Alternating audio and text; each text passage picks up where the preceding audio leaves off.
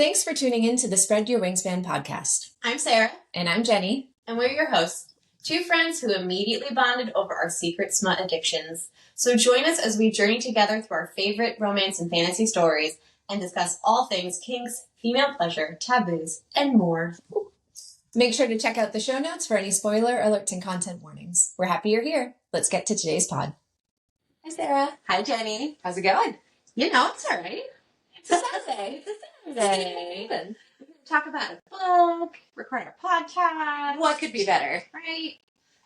Right, before we skip over the title, and because you're the one keeping track of the titles, I've given up. What are we talking about today? Today we are talking about the fourth book in the Flesh and Fire series, Born of Blood and Ash. Naturally. The prequel series to the Blood and Ash series. Indeed. Yeah, this one is the most confusing.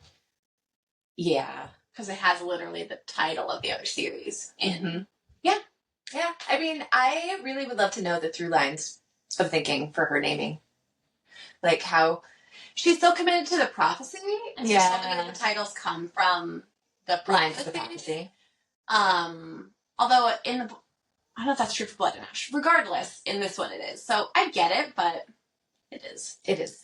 Very confusing. So this again, book 4 of the Flesh and Fire series that we were talking about today.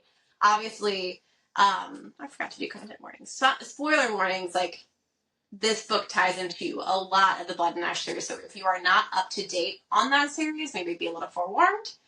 Content warnings off the top of my head, obviously, a lot of this book deals with grappling from, the various assaults that Sierra endures with Colas, including sexual assault. So, triggers there, right? That's a big part of this book. A little bit, you learn a little bit more about what actually happened with Colas in a way that might be upsetting to read, but again, your mileage may vary. I think it's still worth reading. Agreed. Yeah. Is that the only content warning for this one? I mean, nothing separate other than like the blood drinking. Yeah. There is a fair amount of violence. There is, and there's pregnancy related stuff that happens in this book, so I guess content warning there as well. Mm-hmm. Yeah. Okay. Are you ready? This might be the longest summary you've ever written. It's close. I think A War of Two Queens was also a very long summary, but yeah. Get ready, folks. Let me drink some water before. Wet your whistle. Can't be perched. Sierra, and Ash are still basking in the glow of her ascension and survival in the Shadowlands. Sierra's trauma from Colas has begun seeping into her intimate moments with her husband, but she is determined to keep it to herself and to keep it out of mind. She is swept away suddenly by an unknown force which takes her into the abyss to face a trial put on by the Four Horsemen. She is forced to, quote, slay her own inner monster, though she is unable to quell the beast entirely. Nevertheless, they determine that Sierra has passed the test and is worthy of the embers of life. Once back with Ash, our heroes begin to build a plan to defeat Colas and build a new way of conducting politics in Elysium, one that includes a council of primals to make decisions rather than unilateral authority from the primal of life. They decide they will entomb Colas in the way that the ancients were entombed, as they cannot kill him in order to maintain balance. Before they can begin taking the steps toward either plan, a fate comes to summon Sierra to a meeting with Colas, where he offers her a deal. Sotoria's soul in exchange for safety. Pressured by the situation, Sierra offers a deal back, surrender and survive. Each primal is given a month to decide if they would take the deal offered. Thus, they enter into an Irene, in which Sierra and Ash cannot take any steps against Colas. A mysterious god named Theron arrives in the Shadowlands. He is an Oniru, a god capable of walking in and manipulating dreams. Sierra travels to the mortal realm with Nektas to warn her family about the potential catastrophes that will occur if they are unable to prevent war. She and her mother take small, tentative steps towards reconciliation. Days later, Sierra's entire family is murdered by Colas, Kin, and Empress. Enraged, Sierra kills thousands and murders Empress, which wreaks destruction across the mortal realm. Sierra ascends Penelope to take Empress's place. While this is in process, Colas attacks. Sierra fights him and barely survives, but is saved at the last minute by Ward, the first victor. Sierra is left to grapple with her monstrosity. If she had heeded her instincts, she would have refused Colas' deal and there would have never been an Irene. Yet, when she gives in fully to her monstrosity, thousands of innocents die. She vows to never lose control like that again and makes Ash swear an oath that he will entomb her before she can commit a similar atrocity. Throughout everything, Sierra and Ash find moments to love one another. In these moments, Ash attempts to make progress with Sierra, offering her countless opportunities to share the truth of what happened to her with Colas. Sierra also battles nausea and fatigue, which she assumes is related to her trauma and ascension, until it finally dawns on her that she hasn't menstruated in a while, and she saw two cat cubs during her ascension. Ios confirms it. Sierra is pregnant with twins. Sarah is pregnant. Not anymore. She and Ash must grapple with what it means to bring children into their world, especially after learning that Sotoria is fated to become their descendant and rise as the primal of blood and bone, the most dangerous creature ever to exist, beside the ancients. Sierra and her crew trick Colas into meeting by offering Sotoria. While both sides know the meeting is a farce, they still convene with their respective armies. The side of good appears to be losing when Sierra realizes she has the power to awaken all those who have died in the Bonelands. An army of skeletons rises up and helps defeat Colas' army. Sierra, Ash, and Theron work together to subdue and entomb Colas. Our heroes win. They leave to retrieve Sotoria and give her the choice to free her soul, only to find out that she was stolen by a fate and given to Callum. And we all know how that works out. Enter Poppy Balfour Demir. We made it to the end. And there's stuff I did not include in this. Well, yeah, it was it 800. Had to rewrite the book. Yeah, it was a monstrous book. Monstrous book. Yeah, close to 1,000 pages. Yes. Yeah, as I said, about 350 pages longer than the others in the series. They're around 650 usually. Yeah. Okay. Themes. Love versus obsession, which is a series-wide theme. The effects of trauma on the body and mind. What makes a good leader, and how does a leader make decisions? How and if you should have kids in times of danger/chaos. And fate versus free will. Again, a theme across all 4 books. Yeah. Well, excellent summary. Thank Excellent you. themes as always. Thank you. My reaction. Yeah. So I found this, though book 4 was my least favorite of them, I did feel that everything about the conclusion was very satisfying. She landed the plane. She landed the plane. Yeah. She landed the plane, and I have to applaud her for writing a really badass prequel series. Yeah. And now I understand now when we were reading the first one, and you're like, and then she had to write a whole prequel series to explain all of this. And I get it. She really did it. This wasn't just a superfluous, I'm just gonna have an excuse to write 4 more books. There's a lot of lore, there's a lot of relationships, there's a lot of stuff is explained. Yes, and it'll be really interesting to read Primal of Blood and Bone, book 6 of Blood and Ash, where these gods are now going to be present characters again. Yeah. And see them all kind of commingle as peers, especially Sotoria/Poppy and Sierra interacting. That's both grandmother, granddaughter, and former body share. Yeah. Yeah, wild. I really enjoyed the little epilogue. It almost read like a poem, that very last bit where it was okay, this portion of the story has ended, and now time passes. Callum walking through the ages. Yes. Yeah, Callum is such an interesting character. So interesting. Yes. But the way that she wrote that I thought was really pleasing because it's you're kind of in this liminal space, right? Because you know that the prophecy, a first and second daughter will be born. They think that they kind of have it figured out in the future, but do they really? Yes. As we've seen, the fates and the prophecies are tricky. Nothing is set in stone. There are different threads. Yes. So I just thought that was a really beautiful way how she wrote it, that it was more like poetry to kind of, it lended itself to this, there has to be some sort of bridge because now we're going to go to Blood and Ash. Yeah. But it's not that nothing happened, it's that so much happens, and we could never in a lifetime experience it all. It's only within the lens of the primals and the gods. Yes. It can be experienced. So I thought that was just a real, cherry on top to the ending of this book, the way that she chose to do that. Yeah, such a good point. Yeah, because it's kind of surprising. I think obviously that Callum ends up with Sotoria's soul. Yeah. And it makes sense that a fate is the one that intervenes because the fates be intervening. Yes. They are the fates. They're the ancients. To what we... Which are... Yes. We learn in Fall of Ruin and Wrath. Yeah, and just kind of him wandering through the ages with his sister's soul. And you think about all these other gods have been asleep. right? And he's been alive for so long, and he's never gone to sleep. And he is just this like lone figure. And you're wondering, does he love his sister? Is he fully in on Colis's side? Like, what are his motivations? It's so unclear. And then when you go back and you look at Blavash, it's like he's pretty violent towards Poppy. Like, then like, but does he ever actually hurt her? It's just so interesting. There's so many very twisty psychological games that are played. Yes. Okay, so when we were talking about Colis last episode, and I was like, that's why I find him so scary, right? And it is, the fates are definitely part of that too. Like, you're there, like, what do they really want here? Yeah, what's their end game? Exactly. Yeah. And it's hard. Does No. fate ever have an end game though? Does destiny have They're an end game? They're not really fates. I mean, the concept of fate. Totally. Yes. Yeah. But then it's like, they're play acting as fates, where there's like this neutral authority. Mm-hmm. But they're not at all. And they all disagree with one another. Like, I like the little bits of like drama gossip you get between the fates. Oh my god. Where like Holland is like, oh yeah, Aiden sucks, but not as bad as these other guys, and like Aiden has pierced nipples, and like yeah, it's cheeky. It's cheeky. Yes, it's almost like I want to watch like a Bravo reality show. Secret Lives of Mormon Fates.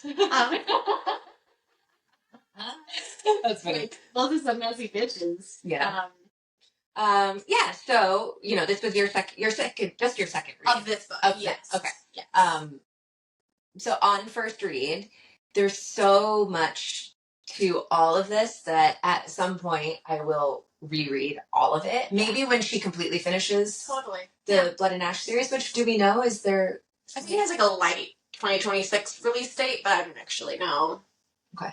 Because they ended up pushing Primal Blood and Bone was supposed to come like 6 months before it did, so they pushed that. So okay, but will they end with the 7th? Yes, allegedly. Yeah. There's going to be more Fall of Ruin as well. Okay, so cool. All right. Well, we'll keep up with all of them. We will. Because I have to read now Fall of Ruin and Wrath, and then we have to read book 6. So we have at least two more plus the to be published. Yeah. Yeah. Okay. I almost texted you and called it. Like, she has been pregnant for 3 books. She has. Yeah. Yeah. Actually, well, for 4. Has she? She gets pregnant the first time they fuck. Which, kids, it can happen at any time. Use protection. Be smart. Be smart. Be smart. If it can happen to primals, it can, exactly. Can happen to you. Exactly. That's a good PSA. It can happen to primals. It can happen to you. Yep. Yeah. So, but yeah, she's like on and off nauseated the whole season. Totally. She's like, why am I so moody? I'm tired. I'm crying and I don't my really cry. It's boring. Big all the time. Yeah, so I was just waiting. I'm like, okay, we're not going to learn something. You usually aren't like, not that you don't pick things up, but like you usually like. Yeah, I don't usually speak to solve the mystery. Yes, so like, come on, you're dropping nausea hints. Like, and. That's the nausea queen. Like, has nausea anxiety. Or nausea related to anxiety. There's like some explanations for. Yeah. But then I thought maybe there was going to be some twisty, like maybe Sierra does have like 2 girls. You find out that her twins are boys. Right, because it's Poppy's dad. Yeah. So then it's like, well, are we going to get some like twisty, 2 sets twins, is there going to be, okay. But I'm glad that was not what happened. Yeah. And then one thing that I think about when I read this book that I get like really, I get really sad when you think about like those 2 boys. Like you think about why Sierra gets enchanted by Nyktos, right? Like those are their children. And like think about everything that happens in Blood and Ash, the history of Malik, right? And like he gets murdered by his wife, like in the mortal realms, and then their other son is taken captive by their first son's lover, who's gone crazy, who keeps him for years and tortures him. Jadis is being tortured, as far as we know. Like Reaver's lost 3 of his best friends. Yeah. Like Sierra's so enraged that her husband has to entomb her, which you think about how devastating that was for Nyktos. Like. This book is so good, but then there's so much that happens between this book and the series. I'm like, I would love to read those books too. So she's also left herself room to one day go back and like fill things in even more. What a delight as an author. Right? That to me, whether she wants to or does or not, just being so savvy at creating the opportunities to continue to dive deeper into these stories. Like that's, I think, what delights me about the fantasy and sci-fi and romantasy genres is so that just rich. Yes, authors have these rich worlds that they're creating, and they're usually pretty eager to keep exploring them. Yes, and what's cool about this is, at least if she added more in this zone, there's a beginning and an end already created. Mm-hmm. So it's not like sometimes when they like keep spilling things out, they're going these kind of different directions, and like you totally lose the plot. It's like kittens, and you try to like wrangle them all back together. It's like, no, let's come back together now. It's like hold on, I went way too far over there. Yes, or like just keep traveling forward. Yeah. When there's like a designated zone, and that's why I think this prequel series works so well. Like there's an endpoint that already exists, right? So she just had to get there, yes, rather than like veering accidentally so far left several times that you then like totally have messed up. Crescent City. Correct. Yeah. Yes. And I say this as someone who, like, I don't think that's my forte. Like, being like, how far could I take this? Or, like, what could I attach to this? Like, I think in much more contained chunks. So I'm impressed when authors are like, oh, could I interconnect my 3 series I've written? Like, cool idea. Very difficult in execution. Yes. And then TBD on how it goes. Yeah, for sure. Again, Prattle Button Bone, from everything I've seen, which has been not as much as I could have seen. I've restrained myself. Guys, please, wherever you are listening, applaud Sarah's constraint. Thank you. Praise me, Elizabeth. It's almost released. She'll be released a week from Monday. I'm like, like a greyhound at the gates. Yeah. I think we might have a bit of a doozy on our hands next. But we'll see. We will see. We'll see. Hope we like it. I hope we are able to enjoy it. Yeah. So for my last point here that I have for my reaction, I was kind of wondering because I agree with you. Like the first part of this book. Oh my god. Like I love that the phrase like this could have been an email. Like I feel like it could have been an email. I didn't have to have a meeting about it. Yeah, I didn't agree with you about the War of Two Queens feeling this way. I totally agree about the first 300 pages of this book. I won't jump ahead to your thoughts. I know you have more to say, but I'm really wondering, like, do romantasy authors, have they gotten to a point where they feel like we just want more pages? Okay. I have heard on the internet, I don't know if this is confirmed by anybody in publishing, that you're encouraged to match the page length of the previous book for like how books look on shelves, which is so fucking annoying. That's stupid. And this is why Onyx Storm was kind of fucked up, is because she actually had written a lot more and had to cut it so that it was actually shorter, so it matched the length of publishers. Don't do this to us. That's stupid. Right? Just let authors be authors. Right. So I don't know in this case, like, I think she also like really overwrites. So like the reason book 7 is book 7 now is because she had written too much for book 6 and had to cut it in half. Yeah. And book 6 is already 1,000. But I'd rather read it in 2 separate books. I would as well, but book 6 is still 1,000. Oh Jesus. So like, but okay, fair. But I also think like if this, I don't know. I've been noticing more lately with the newer books that have been published. I feel like there's a lot more filler. Yes. And I'm just wondering, like, is this just a romantic thing? Like, do the fans say, like, oh, we just want to spend more time with these characters? Probably. Like, it's like more is more. Sell. This is hot right now. Yeah. And it's like there's this expectation that they're in like the 500 to 700 page zone. Yeah. Yeah, it is weird. And it's, again, I'm writing one of these books. I'm like, it ain't going to be that long. So, it have to be. Yeah. You don't need to fill books with full pages. Yeah. Novellas can be impactful. Short stories are impactful. Totally. Like, but so it's just because there's been a couple of books, Crescent City. This one, for me, the War of Two Queens. Like, like I get it. It's fun to hang out with these people, but also like snooze. Well, like Crescent City, we were in a tunnel for fucking like half of that book. Different tunnels, but we were in tunnels. And that's like, what? And then this book, it's like, I couldn't even tell you what happens in the first 200 pages. It's like, yeah, I actually had totally forgotten about the how horseman thing. Yes. That's the only, like, which is great. I love that. I think they maybe get attacked at another point, like, because there's the war dogs at Kin and oh, that's right. What's his face? I can't remember, Castile's relative. I can't. Which is recall. Whatever. Their court, the court of war and peace and justice or whatever. But I'm like, but that didn't advance the plot. I get like, we get it. Kin fucking sucks. As bad as Colas. It's gonna suck that his brother has to kill him. Yeah. But yeah, and then so much of it is like her being like, I'm not traumatized. No, I'm not traumatized. Which, I get, like, that's, I don't know if I wrote that in my reactions, but like, as somebody who has very similar trauma, and anxiety and panic attacks, like, I'm like, yes, there is so much value in sharing that experience on the page. And I think it is, if she had been like, and now Sierra's all better, like in the first 100 pages, it would have been like, well, that's a plot device. You use sexual assault as a plot device. Right.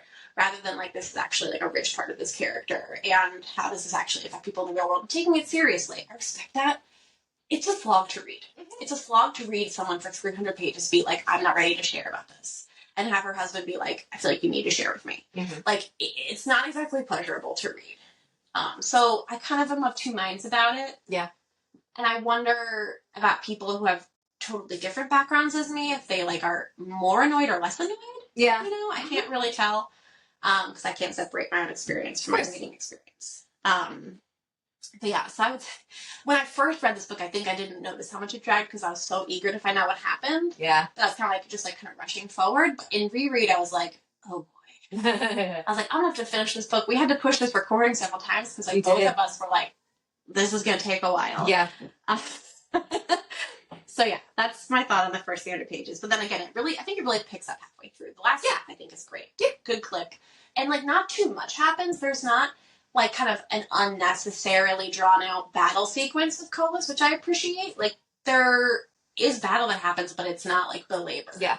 But they do talk a lot about the planning, like what are they gonna do? What can they do? What's taking care for Sotoria and Sierra wanting her to have choice and everything, which is spoiled in the end. But that part I did like. The consideration leading up until the battle, until just like, let's go balls to the wall and just see what happens. Yeah, and you think about when Sierra shows up in the Blood and Ash series, and she says, it wasn't supposed to be like this. And you're like, that's sure, emotional and that, but like I get emotional thinking about that. And now it's like, they really did not mean it to be like this. Like they had planned to free her. And like Sierra loves her. And it's like, yeah, it is. And Poppy's like, who are you? Like, so, there's just my history.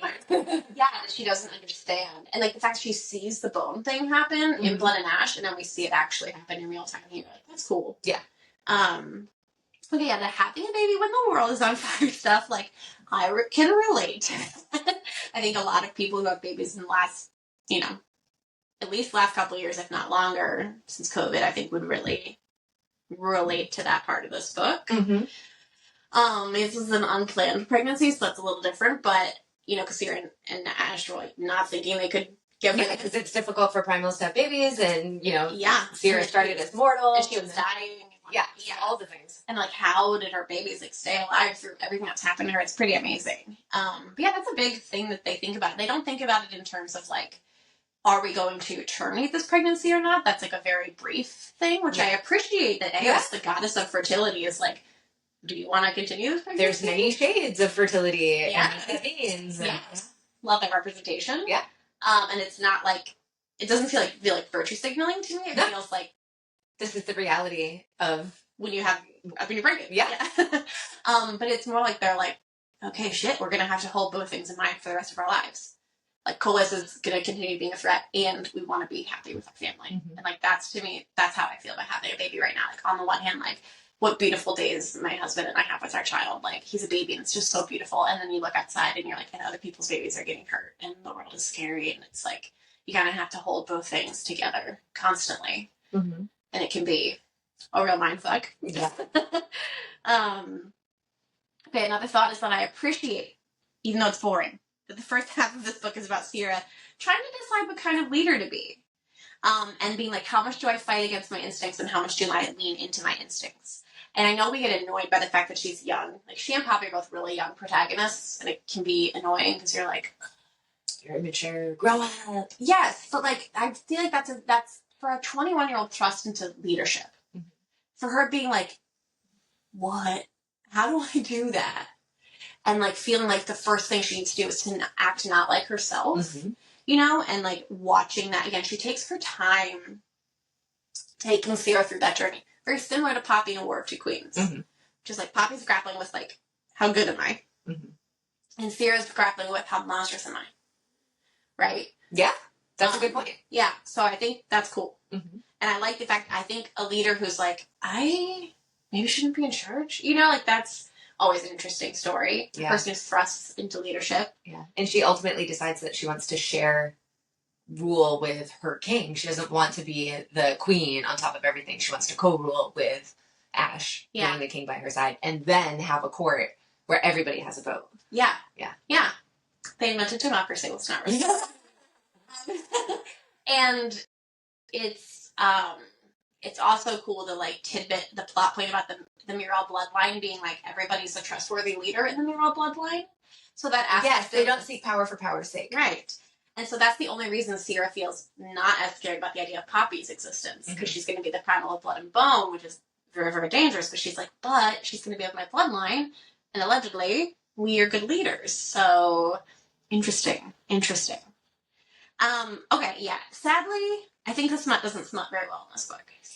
Yeah, I would agree. Yeah, I think we're just kind of boring. I mean, it's fun when they like get to have pregnancy sex. Yeah, and he's like really into it. Sure, yeah, I go for that. Yeah, but and I'm like, maybe it's just that time of the month for me, and I'm just like not feeling a smut in general. But... No, I skimmed over. I was tandem audio and visual, and I kind of just. And so normally I'm like really. Pyramid peaks, bundle nerves. Okay, I was like, oh, this again. Like, okay, yeah, you guys are fucking again. Like, there wasn't as much variation. There wasn't as much like heat to me. Like, you know, versus compare that to like the sex they have in the first two books. It's kind of disappointing. Yeah. So if you're here just for the spot, you might be let down by this. It's very, very vanilla. Yeah, it is. Yeah. I mean, good for them. Sure. I mean, good for you guys. You save this, you know, whatever. Yeah. And now you get to have your vanilla sex. Yeah. Which, you know, they talk about now that they've entombed Colas. Maybe they have a bit of a reprieve. They're rebuilding. Yeah. Wondering if they should move to Delos because that's her seat. Yes. They're rebuilding, like all of these things. So, like, okay, they finally, in their brief relationship of a pregnancy, so 10 months, fully not, well, I mean, he's known her for a long time, but he's known her her whole life. Yeah. Groomer, stalker boy. Yeah. He's not a groomer, but it is you're like, yeah. So, you know, in their 10-month relationship, now they finally have attained this semblance of peace where they can make goals and rebuild and have vanilla sex. Yeah, so in a way, I'm like, okay, great. Yeah. You guys have earned this. It's also fair that, like, I can see the writerly instinct being like, I want this smut to be very gentle here because this whole plot point is her grappling with being sexually assaulted by Colas. So, like, I get that, but to me, the hotter sex that they have is when it's more like Dom Sub. Mm-hmm. And I can see why she was like, well, I can see why Sierra wouldn't be into that shit right now. Yeah. But I'm like, it's too bad because there's an alternate version where, like, they start tying each other up and like, getting a little kinkier with things, you know, as they progress. Yes. Rather than getting more vanilla. But there's a lot to be said for it. That's true. It's a good title. I'm not denying that, but I'm saying maybe just feel like rest. Exactly. Your chemistry really hits hard. You don't feel so good. Yeah. And also they did make the point that because primals, it takes a lot for them to get pregnant, and she's carrying twins. Yeah. That she's really been like struggling. Yeah. She's like, okay, are we ready? If this baby's coming, you ready? It's the time? You do this? And they like eat her ether. Yeah. Which is like her life force, basically. Which is, you know, again, that's correct. That's accurate. If I had ether in me, it went to Leo. Yeah. Yeah, I don't know. Is there more to say here? I don't know. I feel like, you know, for 4 books plus 5 of this, I don't know if there's much left to say because we've reached the conclusion of this, you know, a little bit. I mean, we know what happens after because we've read this story thus far. Yeah. I think, like, in terms of questioning what's happening next, I do wonder if Colas is not, I think probably the ancients are our big bet, right? So I assume they are going to be unentombed. Yeah. I mean, I hope so. It's going to end up being, I feel like the Colas stuff might get resolved. And then it becomes about the ancients. But I'm curious about the Colas stuff being resolved is like, is he also one of Sotori's heartmates? Like, that's, I know, a theory people have is that they are heartmates. Because it is said, I forget which book it is, but like it's one or more heartmates is mentioned as a possibility. Now, I was reading that hoping that it's a Kieran Castiel Poppy heartmate situation. Heck yeah. But I did read that some people are like, is Colas a heartmate of Poppy? And could you be abusing your heartmate that way? Like, is that possible? Yeah, it's an interesting question because everything we've been taught about heartmates, mates of the heart, is that, you know, you have this obsessive, like you can never be separated, you can't stand when the other person is hurt. It's like this obsessive. And what happens when one party Realms dies, collapse. right? Yeah. So then it's like, are we seeing? Yeah, it is there actually love between Colas and Sotoria? It's gonna be so interesting to see what happens when they meet again. Although Poppy doesn't remember her history, so. Yeah, can Colas be redeemed? Is that actually what we're asking? Kind of, yeah. Does he deserve it? No. But is it possible? I'm not sure. Well, I don't know. This, you know, speaks to our bigger themes that we've been talking about. Like, can monsters be redeemed? Like, is there a point of no return where, nope, redemption isn't possible? Like, yeah. Especially like when we're not talking about a mortal timeline. Yeah. Like when we're talking about mortals, it's like, okay, we're talking about millennia. Infinite beings. Yes. Yeah, millennia. When there's that much time, there's that much expectation for change. I don't know. Yeah. Yeah. It's very interesting. That is interesting. I hadn't even considered that because, you know, Colas being terrifying and this psychopath and master manipulator and the consequences of his just little whims, just like a little puppeteer. Yeah. Can he ever change his true nature? I mean, was being asleep and help? Like, I don't know. Or is he just going to get more pissed off? Right? I don't know. Yeah, do we know that about stasis? Well, wait, they did get stasis or is he in doom? So that's not stasis. I think he is in stasis, but it probably wasn't a very restful stasis. I'm not totally sure. Maybe somebody knows the answer to that, and then not me. Please email or comment on our Insta. But he was at least like in repose, like he was resting one way or the other. And they do say like the point of stasis is to prevent yourself from becoming more evil. But I think they do say in this book like he's too far gone. Like that's not gonna. But yeah, like all the bad shit that happens in Blood and Ash is because of Callum, not Colas.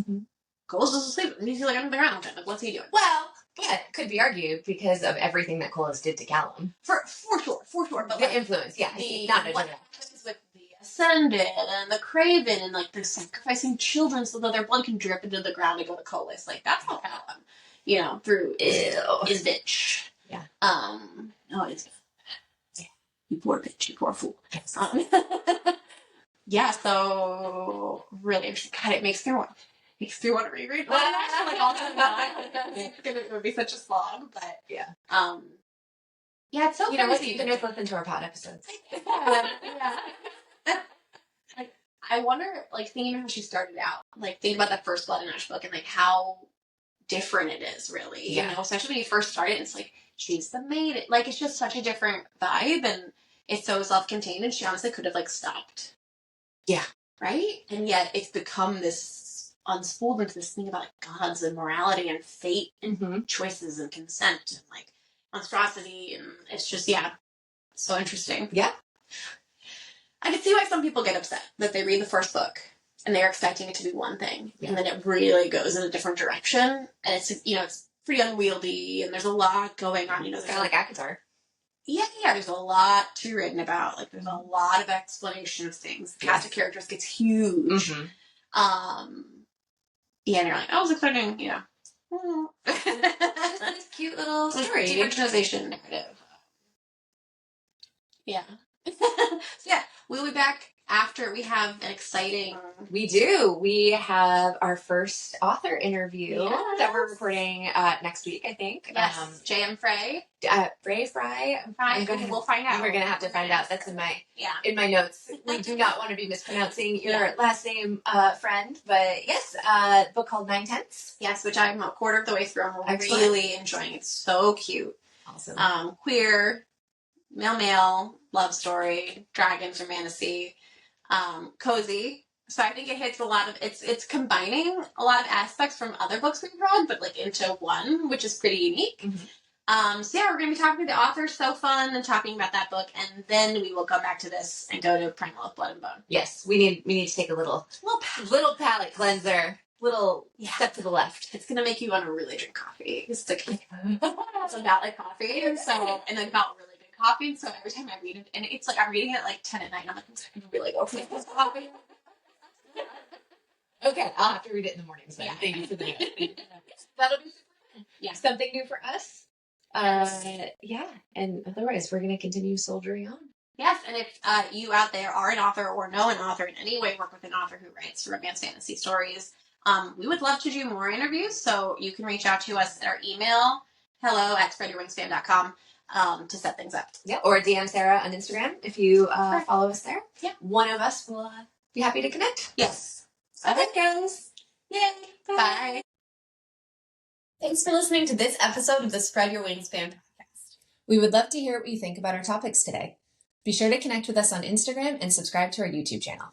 You can find us on both with the handle @SpreadYourWingsFan, and all the links and more fun stuff are found on our website, spreadyourwingsfan.com. And if you have a book or author you want us to check out, send us an email at hello@spreadyourwingsfan.com to tell us. We hope you tune into the next episode.